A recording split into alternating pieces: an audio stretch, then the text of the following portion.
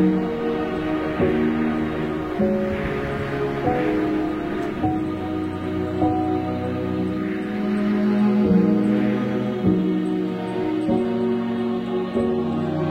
prends une petite pause, puis je regarde mes crampons et ça me fait penser, c'est un classique là, parmi les randonneurs, les gens posent souvent la question sur les médias sociaux, entre autres, crampons ou raquettes.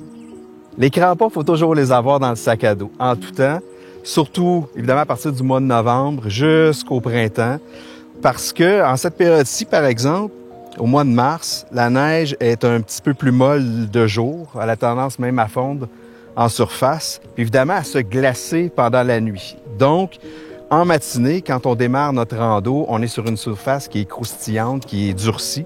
C'est important donc d'avoir ces crampons parce que on veut garder l'équilibre, on veut pas se blesser, mais il faut savoir les utiliser.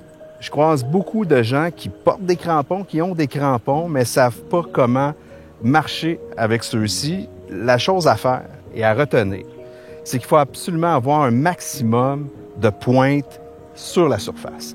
Donc, si j'ai un crampon qui a 11, 12 ou 13 pointes, c'est d'en avoir un maximum qui vont être en contact avec la glace, avec le sol, avec la neige qui va être durcie, donc, pour avoir un maximum d'adhérence. C'est pas compliqué. Alors donc, si je suis en pente et que je descends, je veux que l'ensemble de mon pied colle la surface. Je veux pas que ce soit juste mes orteils, je veux pas que ce soit juste mon talon, je veux que ce soit l'ensemble du pied. La même chose, ça c'est souvent tentant, on veut descendre de côté. On met juste un côté du pied avec les crampons. Alors ça, souvent, on va se mettre à glisser. Alors, c'est pas sécuritaire.